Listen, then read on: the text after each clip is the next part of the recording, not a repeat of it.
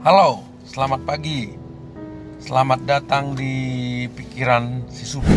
Ya, hari ini atau pagi ini saya ingin sharing atau membahas tentang perasaan yang tidak bersemangat. Ya, ada saat-saat dalam hidup kita ketika kita merasa kehilangan semangat, tidak punya motivasi untuk melangkah maju. Nah, pada pagi ini atau hari ini coba kita lihat ya, apa saja yang harus kita lakukan ketika kita mulai merasa tidak bersemangat atau kurang termotivasi. Nah, apa itu tidak bersemangat? Tidak semangat adalah perasaan kelesuan, kehilangan motivasi, dan kurangnya antusiasme untuk melakukan sesuatu. Ini bisa disebabkan oleh beberapa faktor, termasuk kelelahan, bosan, stres, atau tidak merasa percaya diri. Nah, hari ini ada beberapa tips yang mungkin berguna untuk kita semua yang bisa membangkitkan semangat kita. Yang pertama adalah menetapkan tujuan yang jelas. Menetapkan tujuan yang jelas dan terukur dapat memberikan arah dan motivasi yang jelas untuk tindakan kita. Jadi mari kita memastikan kita memiliki tujuan yang realistis dan dapat dicapai. Dan kemudian tujuan ini dipecah menjadi langkah-langkah kecil yang memang bisa dilakukan secara bertahap. Jadi itu yang pertama ya. Yang kedua, menemukan inspirasi. Apa yang bisa menjadi sumber inspirasi bagi kita, yang dapat memotivasi kita, mari kita cari atau kita temukan. Ini bisa berupa kutipan yang inspiratif, cerita sukses orang lain, atau kegiatan yang memang kita bisa nikmati. Dan ini bisa membantu membangkitkan semangat dan gairah hidup kita kembali. Lalu mungkin yang ketiga adalah berolahraga dan menjaga kesehatan.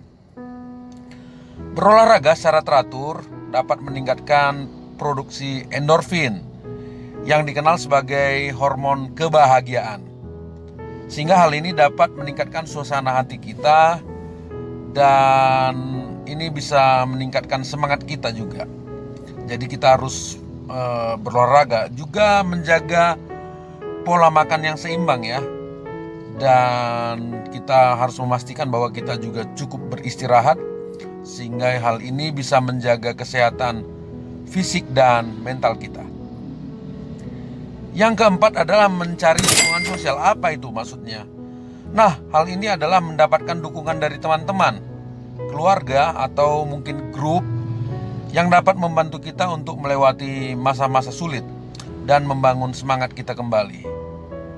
Kita juga bisa berbagi pengalaman atau sharing atau bercerita kepada orang lain, sehingga kita juga bisa merasa terhubung dan didukung. Yang kelima adalah mengelola stres. Ya, mari kita coba melihat, mencari tahu, mengidentifikasi sumber stres dalam hidup kita dan mulai mencari cara untuk mengelolanya dengan efektif. Jadi bagaimana kita mulai bisa mengelola stres kita dengan efektif? Teknik-teknik seperti meditasi, pernafasan dalam, atau yoga dapat membantu menenangkan pikiran dan menyeimbangkan emosi kita. Yang keenam adalah melakukan aktivitas yang menyenangkan. Meluangkan waktu untuk aktivitas yang kita nikmati dan kita memang bersemangat untuk melakukannya. Hal ini dapat memberikan energi positif dan meningkatkan suasana hati. Ini bisa termasuk hobi ya. Bisa main musik, bisa menggambar, atau sekedar berjalan-jalan. Yang penting kita senang lah, hobi ya. Oke. Itu yang keenam. Yang ketujuh adalah belajar dari pengalaman dan memperbaiki diri. Nah, kita harus mengambil pelajaran dan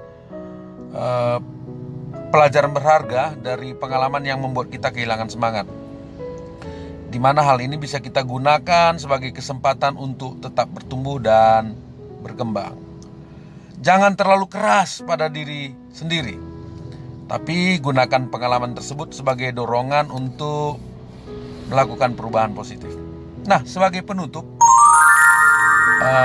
melalui video hari ini, saya harap bahwa rasa tidak bersemangat, kehilangan bersemangat, atau kurang termotivasi adalah bagian alami dari kehidupan. Tetapi dengan langkah-langkah yang tepat, kita dapat membangkitkan kembali semangat dalam diri kita ya. Semoga tips-tips yang saya berikan tersebut bisa membantu kita melewati masa-masa sulit dan kembali dengan semangat yang baru. Terima kasih sudah menyimak video ini dan semoga video ini bisa bermanfaat bagi kita semua. Semangat. Salam pikiran si supir.